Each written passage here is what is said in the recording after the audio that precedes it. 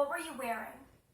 The University of Kansas decides to answer this question with an art exhibit where rape victims submit their stories and clothing articles that they were wearing at the time of their assault. This exhibit aims to destroy stereotypes and rape culture myths that clothing can be associated with assaults, that it might motivate them. The clothing in this exhibit tends to show normal clothes that regular people wear to their regular days, even school-appropriate clothes. Yet, dress codes claim that they are in place to protect children from unwanted attention, such as in such cases. My name is Kat Gines, and I argue that dress codes contribute to rape culture, allow discrimination against race and gender, as well as sexually objectify children.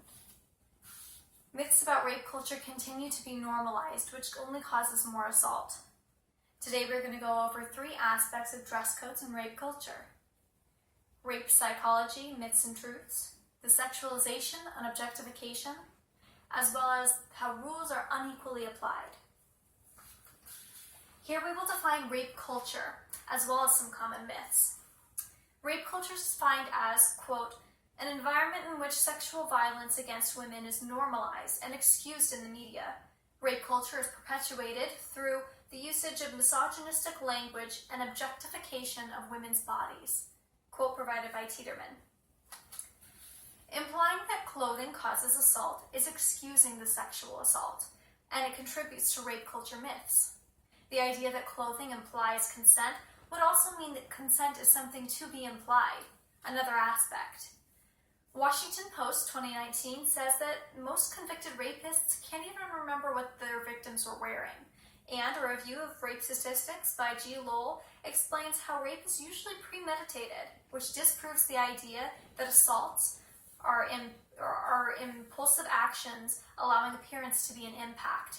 They also claim that rape is typically more of a violent than a crime of sexuality. As you see, clothing has no impact of sexual assault. Now we will look how dress codes influence rape culture. By impressing modesty standards on the youth, they objectify and sexualize young girls. Women are most affected by school dress codes, and this mindset that discriminates women for their clothing choices justifies sexual assault by teaching young boys to validate feelings of disrespect against a woman because of her apparel. This would be known as victim blaming. This disrespect carries on through college. In Marco Main, PhD's book, Body Wars, 83.5% of college men agreed with the statement that, quote, some women just look like they are asking to be raped, end quote. 8% of male college students commit rape in their college career, and this may stem from the responsibilities that dress codes place on young women in their efforts to avoid attracting attention from their male students as well as male teachers. Dress codes often use terms like provocative, which means to arouse sexual desire or interest, a term used for girls as young as middle schoolers. In her article, Bates says, I can't help but feeling that there is a powerful irony in accusing a girl of being provocative, in projecting the societal assumption onto her adolescent body before she is even old enough to learn how to correctly spell the word. Now we know how dress codes can sexually objectify. Next we can see how dress codes are applied unequally to students. Men and women of color and curvier women tend to experience more discipline in these dress code violations. Black women are 5.5 times more likely to be suspended from school of dress code violations.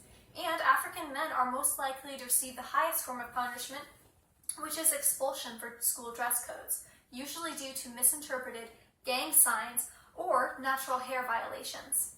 As you can see, these racially biased rules show just how subjective dress codes are, discrediting them.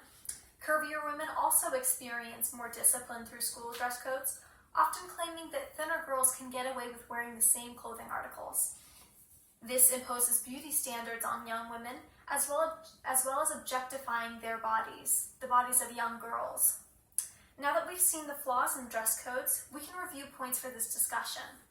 Today I discussed how dress codes contribute to rape culture, sexualize women and children, and allow discrimination against color and race and gender. If you remember the story about the What You Were Wearing exhibit, You'll see now that assault is not affected by clothing. Many of their entries were school appropriate. In fact, one stood out to me, as the submission was an outfit a woman wore to present in her speech in her communications college course. I leave you, throughout the centuries, women have been raped when wearing fabric over every inch of their body. They have been raped when wearing layers of clothing all over their whole person. Women get raped even in cultures where they hide everything but their eyes, so it is clear that clothing has nothing to do with sexual assault. And if there's anything that I can leave you with, it's that dress code does not prevent sexual assault, rather it contributes to rape culture, and in so, do not belong in our schools.